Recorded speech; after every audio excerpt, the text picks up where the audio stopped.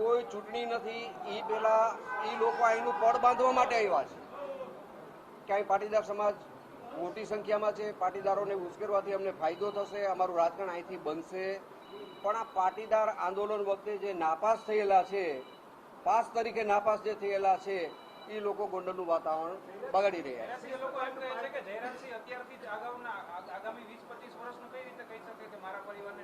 મેં કોઈ એવું સ્ટેટમેન્ટ નથી આપ્યું કે મારા પરિવારની ટિકિટ તો ભારતીય જનતા પાર્ટી નક્કી કરશે. અને ભારતીય જનતા પાર્ટીની ટિકિટ નક્કી કરવાનો ભારતીય જનતા પાર્ટીની પાર્લામેન્ટરી બોર્ડનો અધિકાર છે, નહીં કે અલ્પેશ કથિરિયાનો.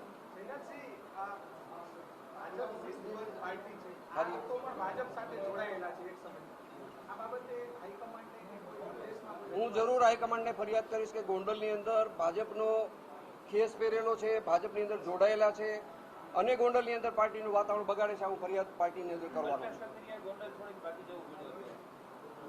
મને ખબર નથી. એ તો પ્રજાનો આક્રોશ હતો, ભાગી જવું પડે. પ્રજાથી મોટું લોકશાહીની અંદર કોઈ છે નહીં.